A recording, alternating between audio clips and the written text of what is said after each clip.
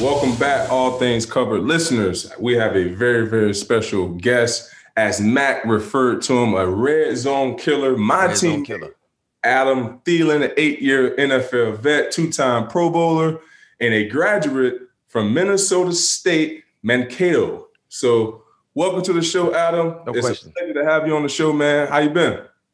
I've been good. Thanks for having me. I've been watching the episodes come out for a long time, so I appreciate you having me on. Yeah, man. So let's jump right into it. After the bye week, obviously, we're sitting at 3-3, got a long road ahead of us. How's the outlook of the team so far, in your opinion?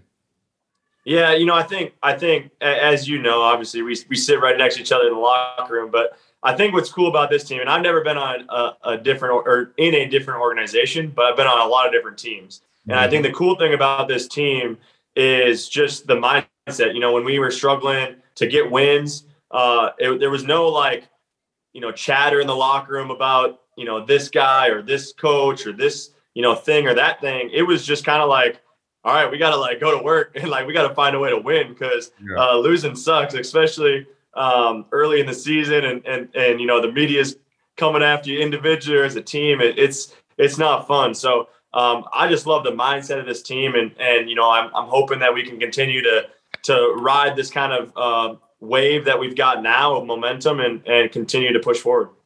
Well, we're going to tap into the Vikings real quick, but I want to talk about golf right quick.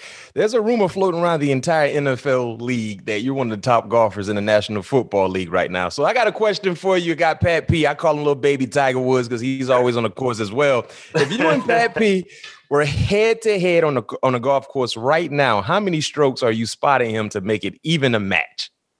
At this point, I need at least 5. You need 5?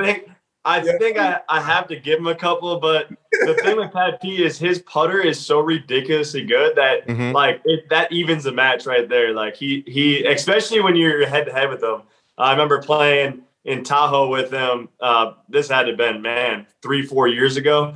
And I swear he did not miss a putt the entire round. He had 25 points. You were in the lead after the first round. It was insane. I've never seen anything like it. I think we can hang with each other. I can hang with them, from tee to green. But when we get to the green, that he lights out. So who would you have in your top current players, active players right now in the National Football League? Who would be in that top 5? You can include yourself also if you like. Oh man. Case Keenum would have to be up there. He's really good. He plays a lot of golf too. Man, Pat, you're gonna have to help me out. I can't even think of it. That's one kind of thing. I go players. I go with Case as well. I go with you. Any more current players I can think of off the top of my head? Any quarterbacks? Can't think of any quarterbacks. You and Harry, obviously. What about Rodgers? Aaron Rodgers plays, right? Oh, Aaron. Yeah, Aaron can play. Aaron can play, especially if you put Aaron in a competition. I don't think if you just go out and play, he's gonna be able to hang with anybody. But that dude, again, it's kind of like Pat P. You get out there one-on-one, the dude gets that putter going. It's crazy. But Harry's sneaky good. He's getting pretty good because he's playing so much golf. So we got to watch out for him. It's super long. But Mac, what did I say? I always said that Adam was better than me. Did I not? Yeah, you did. Yeah, you always kept it real. All around golf. Yeah, you were the first person that mentioned Adam's name when it comes to the golf course. Derek Carr's pretty good too as well. I think he was in a part of Tahoe. He saw that. Okay. Mostly I think when you talk about NFL players, you always kind of side with quarterbacks, that position. You know what I mean? To have more guys that are, pretty good on the course. But you've always gave Adam his tribute. He can go. He can go. I can't wait till I'm done playing, so I have some time to these kids can start getting a little older, so I have time to really, really push my game. That's when I'm gonna really go after it. Oh, you're gonna be really dangerous then. Hey, so Adam, with you walking on, how was it with you? Obviously, everybody knows your story. I had obviously having the privilege to be your teammate this year, but tell us a little bit about your story, being pretty much a practice squad guy that had you work your way up into the ranks and being pretty much where you are right now today. Yeah, it's kind of crazy, looking back at it. I think when you're in the moment, like, and as a competitor, as an athlete, like, you're not thinking about anything other than like, hey, I'm just playing football. Like, I don't care who I'm going against. I don't care like how little the chances are that I'm going to make the team or make the practice squad, things like that. Like, I was just like out there playing football. But now I look back at it, I'm like nervous. Like I've said this before. Like, I literally like think about like that rookie mini camp where I wasn't signed. I was just going in there for like a 2-day, basically, workout. And like, they already had a 90-man roster. Like, what are the chances they're going to cut some guy that they just gave a $10,000 signing bonus to sign me? Like, I wasn't thinking about that at the time, but now looking back at it, I'm like, I kind of get nervous, like almost like overwhelmed. But like I said, when you're just out there playing football, like, and then I gain confidence, right? Like I go to rookie mini camp and I felt like I could hang, and it's like you have a first round corner that I'm going against in Xavier Rhodes. And then going every single day and practice against the starters when I was on practice squad. It was like, man, like if I can do it every day against these guys that are, starters on our team, like why can't I do it in the NFL? So when you start to, stack that up on top of each other and your competitor, maybe a little delusional, you just kind of, start to gain that confidence and excited about an opportunity so you can show what you can do. And do you have any? Go ahead, Pat.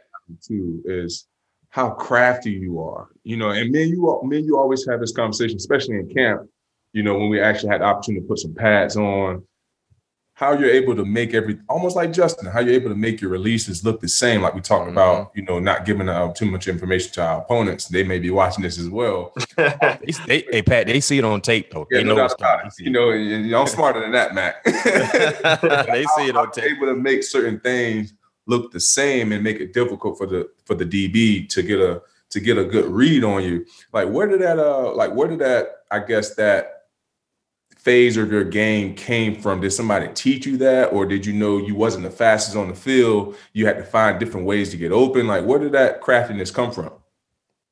Yeah, honestly, it was kind of like every step of the way. Like I took something and learned from it, and then kind of just kept stacking it. Like I can go back to my high school days. I had some great coaches that played, high level football, not the NFL, but played college football, and just were really good coaches and taught me like how important it was to block as a receiver. Like I remember just like watching football as a kid and I always wanted to be a wide receiver, making those crazy catches, but I never thought about blocking anybody. Right. And I remember going back to a day in high school and our head coach, like I was making all these crazy catches. I was just this little, beanpole and had no muscle on me. But I was making all these crazy catches, and he looked at me and he said, "Hey, you're not going to get a college offer if you can't block. So you better start focusing on blocking." Mm-hmm. But then, I go to college and I have a receiver coach who played college football, won a national championship in Division II. And I learned a ton from him, just from like technique stuff. I've always been kind of delusional, honestly. Like I always thought I was faster than the guy I was going against. I always thought I was more athletic than the guy I was going against. I think maybe it was like my basketball, being my first love was basketball. So I was like, man, I can cross this guy over. I can do what I want. Mm-hmm. And I can outrun him. So I kind of like, I always had that mentality, but it definitely was, when I got to the NFL and I said, okay, like how am I going to separate myself? Mm-hmm. It's in the NFL, you don't get a whole lot of separation. So how can I do the little things to make sure that I can get a little bit more open?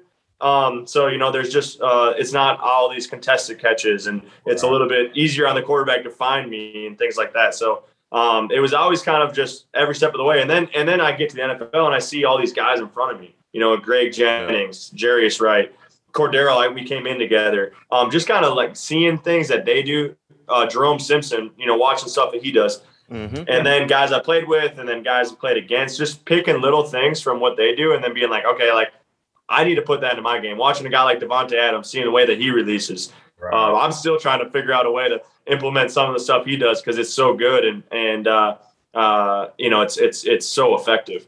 Right. Wow. So it's safe to say when it comes to your route running style, you've studied guys, you watch guys, and you kind of take a little bit of this from this player, a little bit of that from that player, and implement it all into your game.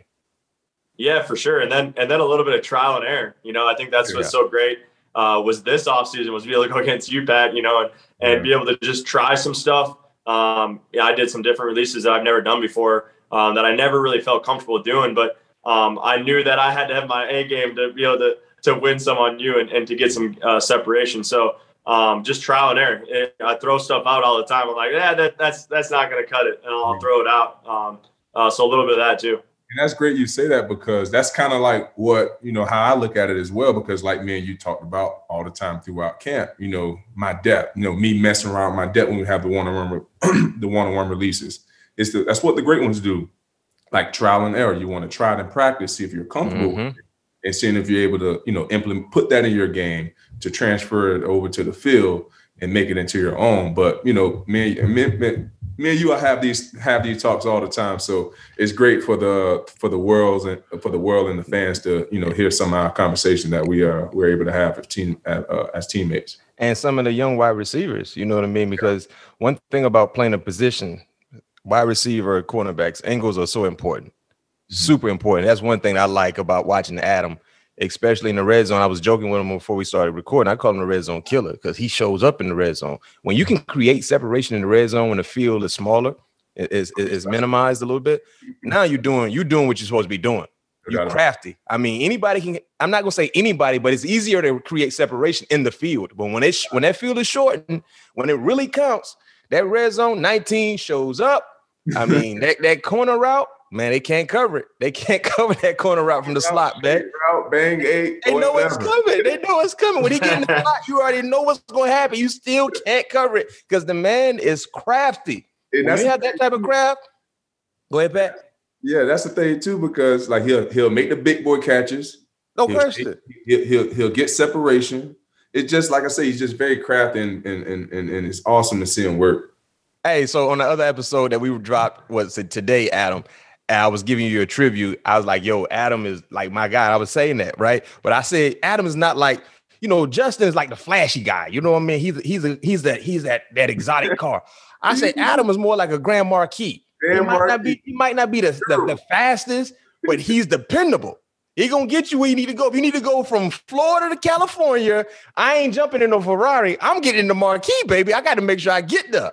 You know what I'm saying? And that's why you've been in the league for 8 years and you've been routing people up as long as you have. And I always draft you on one of my fantasy teams.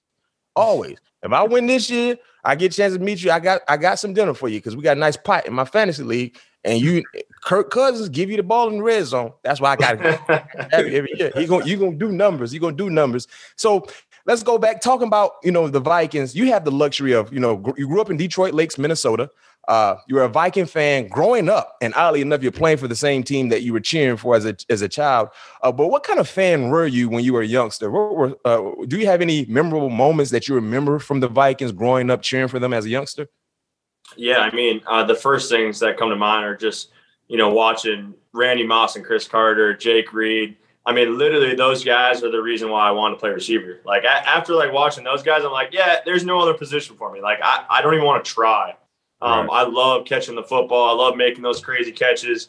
I remember, as a kid, watching the game and then being yelling at my dad, like, hey, throw me this. Like, I'm going to dive into the beanbag, pretend like I'm Chris Carter on the sideline. And those are my biggest memories as a Vikings fan. Going to games, I was lucky enough to go to a few games as a kid. My dad would take me usually to the Packer-Viking game, which was pretty crazy atmosphere in the Metrodome. The Metrodome, yes, the Metrodome. I love the Metrodome. So the crazy part about the Metrodome is everybody thought it was a piece of junk, and my first year in the NFL was the last year of the Metrodome.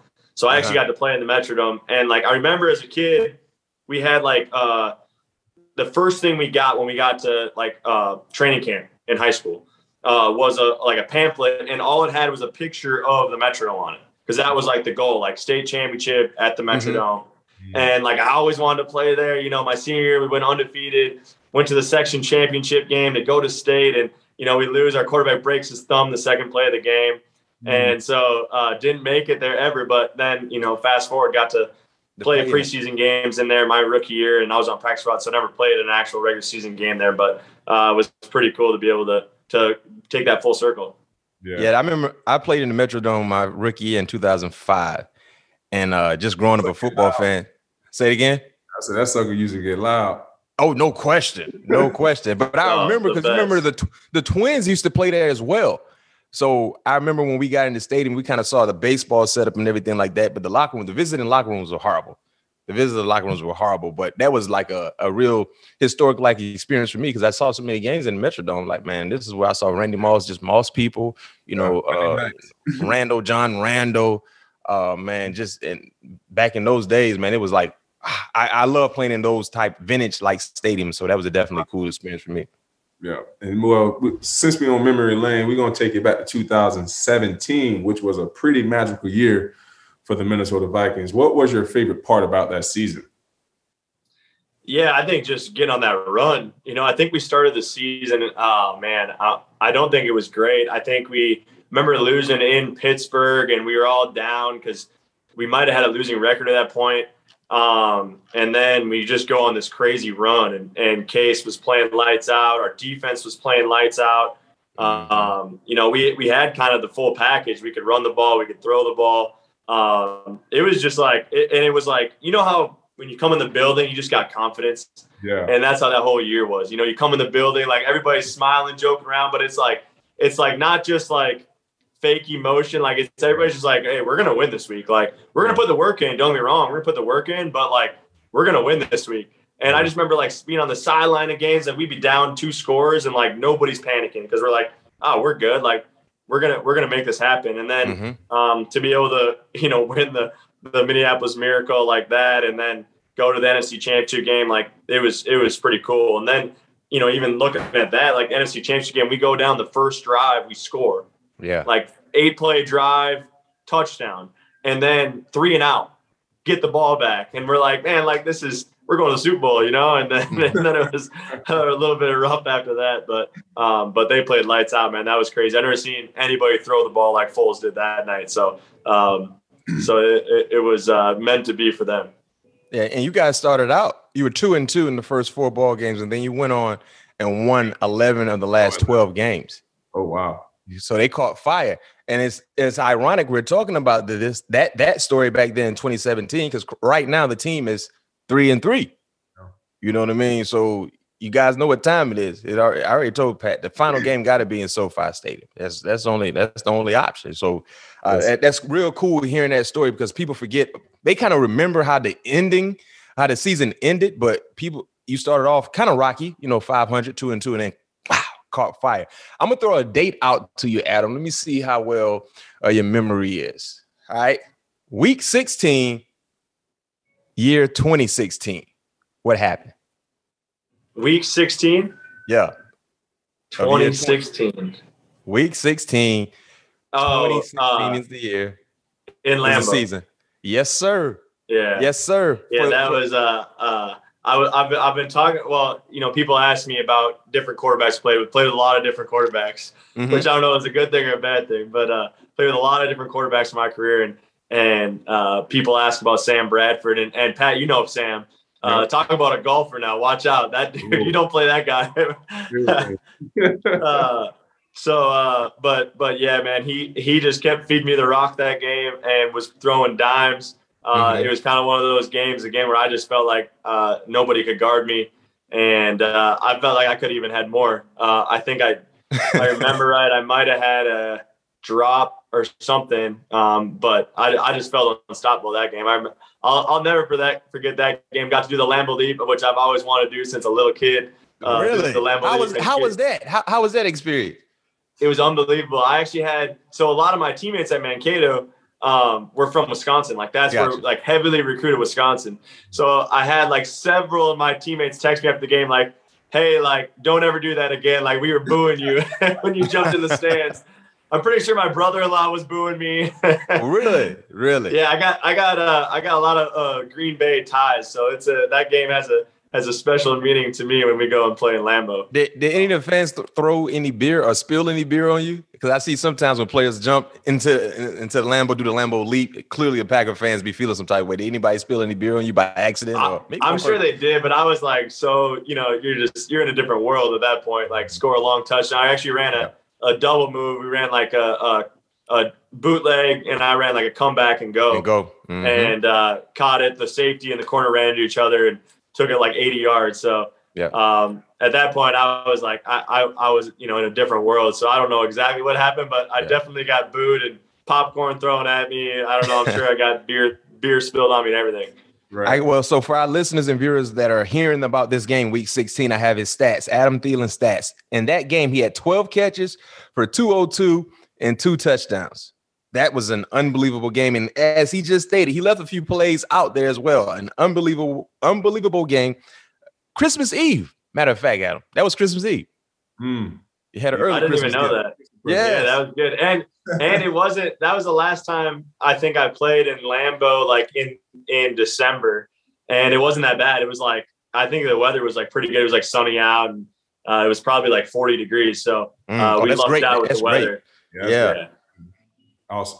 We had Dalvin on. Speaking of many quarterbacks that you played, we had Dalvin on last week, and he said that this is the best he's seen Kirk play.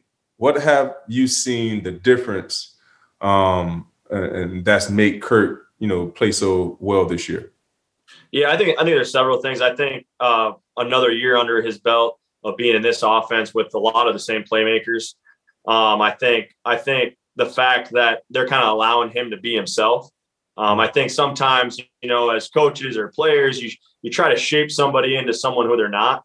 And it usually doesn't work out very well. As much as you want it to work out and you're doing it for the right reasons, sometimes that just doesn't work out. I think the ability to just let him just be himself. He is who he is.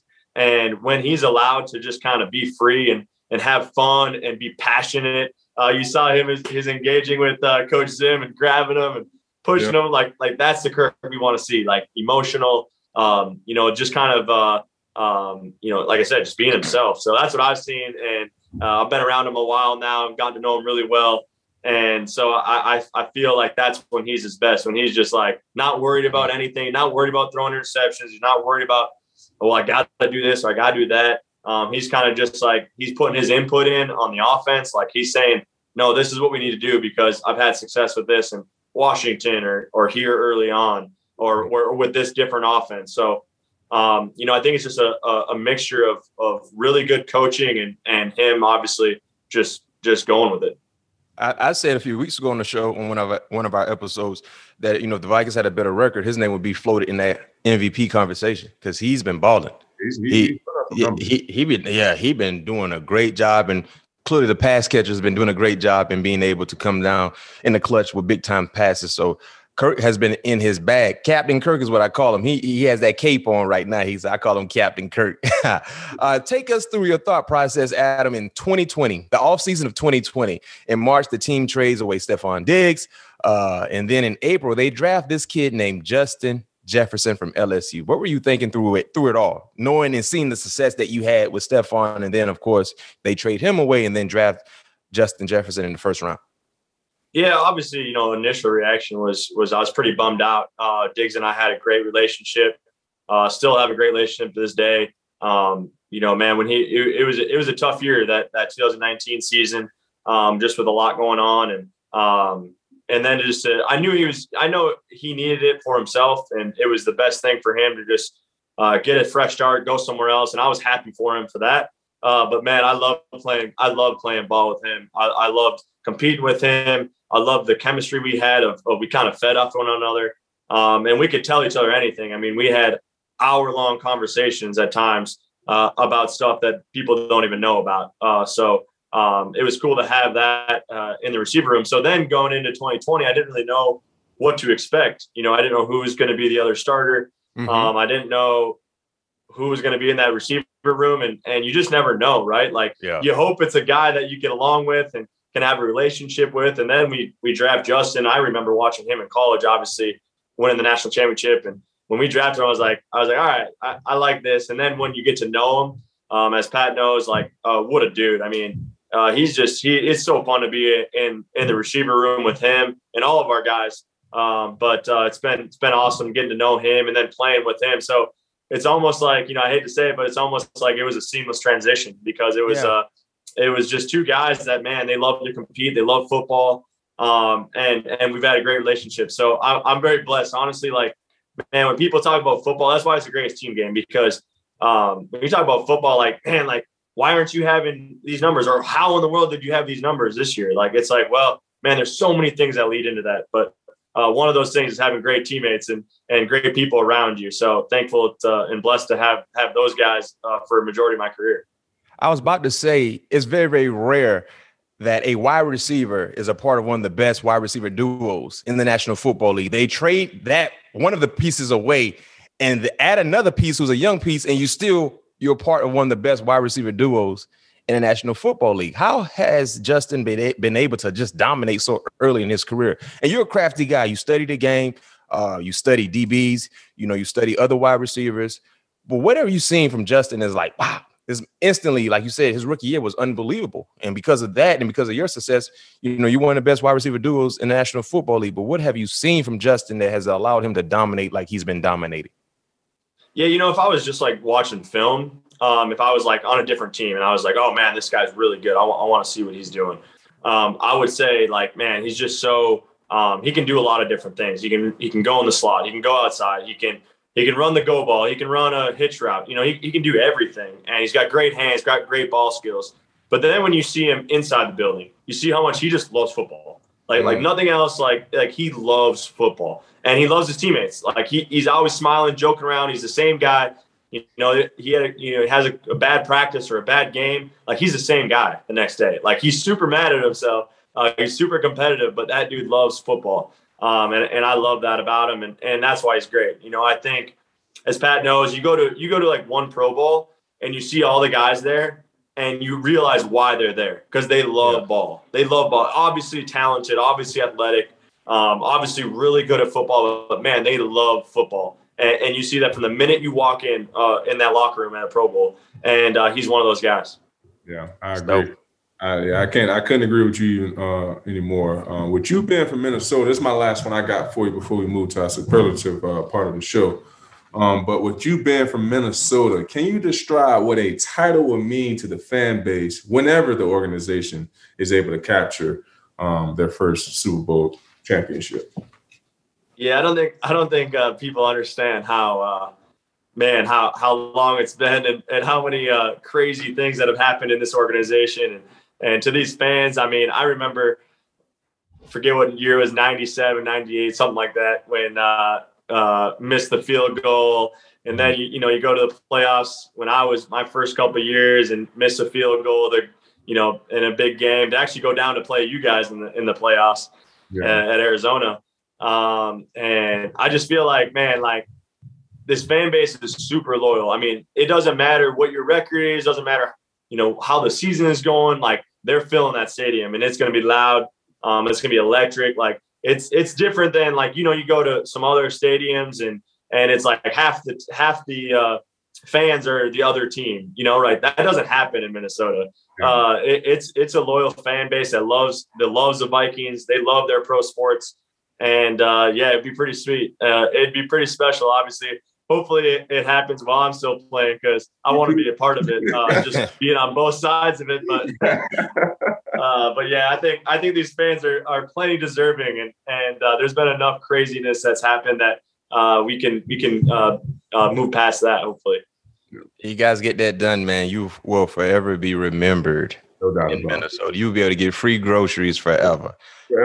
Yeah. You go to Pittsburgh, man, right now. They remember them Super Bowls to death. I don't want to say too much while we're recording, but you pretty much do whatever you want to do. Whatever you want to do. Well, Kirk always jokes around that that's the only. There's a golf course in Minnesota that is like pretty tough to get into. Like, it's real old school, like very few members, and he swears like that's the only way we're getting in is if we win a Super Bowl. So we got to get it done so we can get in. No question. And talking about the organization, you're now 6th all-time in Viking history in receptions. You're 6th in receiving touchdowns, 7th in receiving yards. What does it mean for you to be in the conversation with franchise greats? Yeah, it's obviously cool. I think it'll be more special when I'm done playing. I can look back at it. Honestly, man, I early on in my career and even whatever, like you obviously care about stats because you know that that's the only way you can keep your job or get a contract, things like that. But man, I'm at a point in my career that I just want to win. Like I don't know how many years I got left. I really don't. I don't know what's going to happen in my future, but man, like it doesn't matter if I have 0 catches for 0 yards and we go to a Super Bowl, let's go. Like I just don't care. And I know it's easier to say that than actually believe it and do it. But yeah, man, I just want to win. And I love my teammates, this team. So hopefully we can keep getting it done. Okay.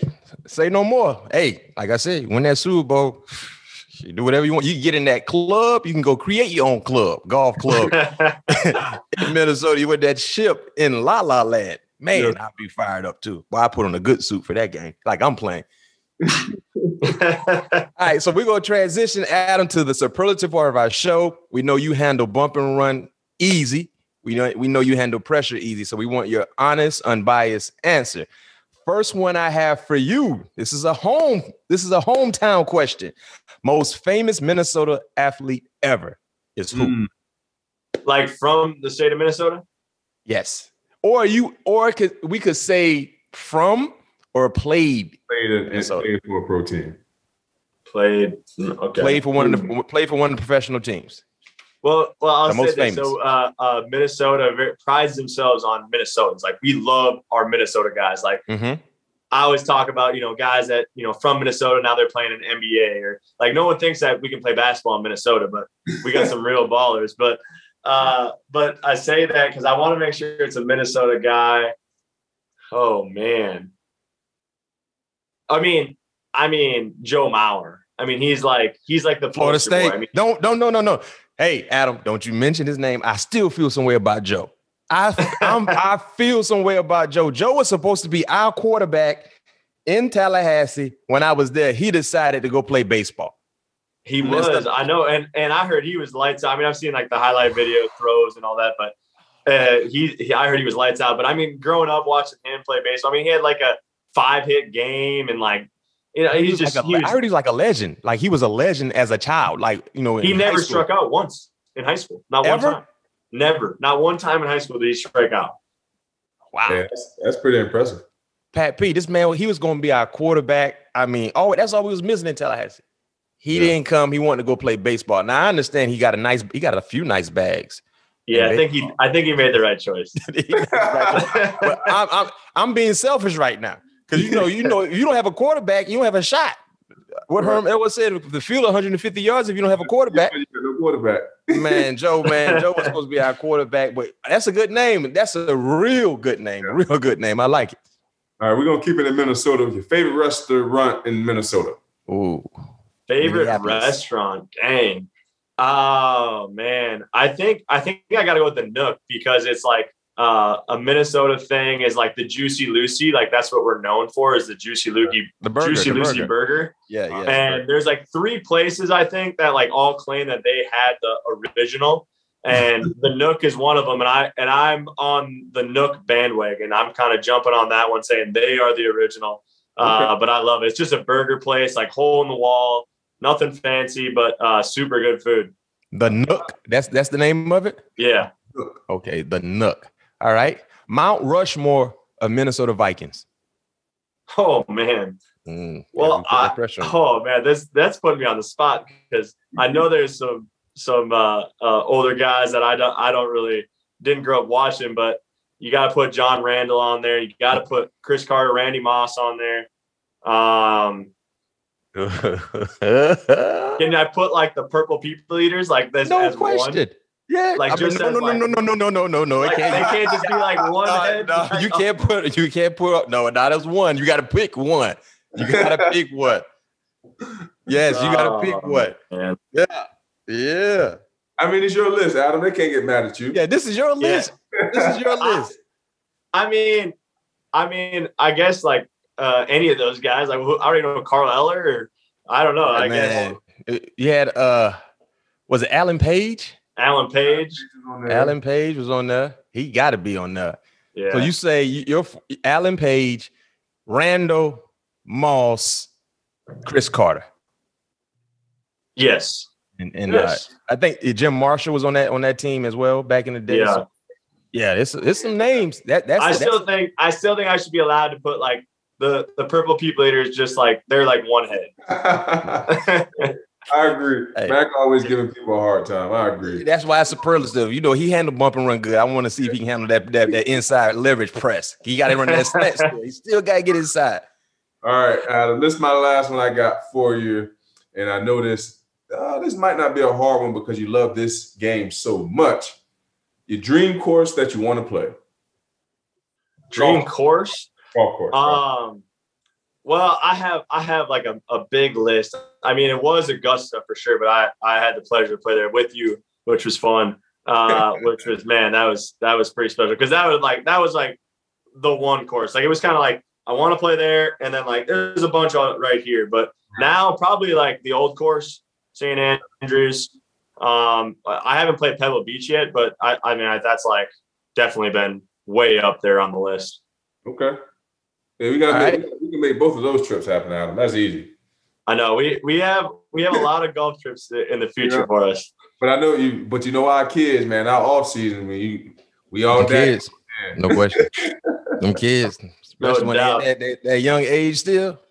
Once the kids get in school, then we're both retired. Like we'll be good. Oh yeah, no doubt about it. I'm with it all day. No question. I got one more for you. Your favorite DB to match up with, or maybe not to go against?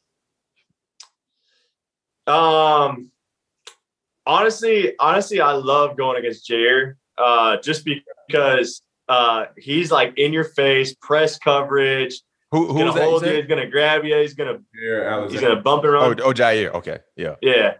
I think, and I think he's really good. I think he has potential to be one of the better ones. And then just being able to play him twice, there's definitely others, but the fact that I get to play him twice a year and I think he's a really good player and it's just a good battle. I love guys that press, like guys that want to get in my face and they actually want to like cover you, not like just like sit back and let the other guys rush and let other guys cover you. I like guys that want to be in my face and make it a battle. No question. I love hearing it. That's why you're so crafty, because you know how to get up off of it. They inside, they outside, they head up. No question. Hey, real quick, who's done the worst Griddy you ever seen?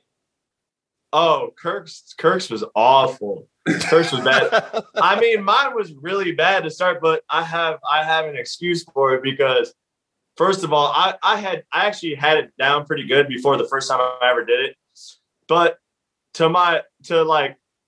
on my side of things, it was an empty stadium. There was nobody in the stadium. Yeah. So I went from like, you know what I mean? Like it was just like no atmosphere. I was juiced up and I did it and it looked really bad, but Kirk's was really bad.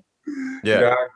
Kirk, we gotta get Kirk. You gotta get Kurt in there when y'all get in that end zone Sunday against the Cowboys. Pat, what my prediction was? I said what it was. I think Eric. I said 23-26, right? Yep. And I would love at least 2 touchdowns from Adam. I will win. At least bare minimum one. Hey Adam, what color? So you gonna rock the yellow? It depends on what y'all. If y'all wear all purple, what color sleeve you gonna wear in the gloves? Because I think Adam is a white guy. As of right now, I'm wearing a yellow sleeve and white gloves. I'm all white gloves every time now.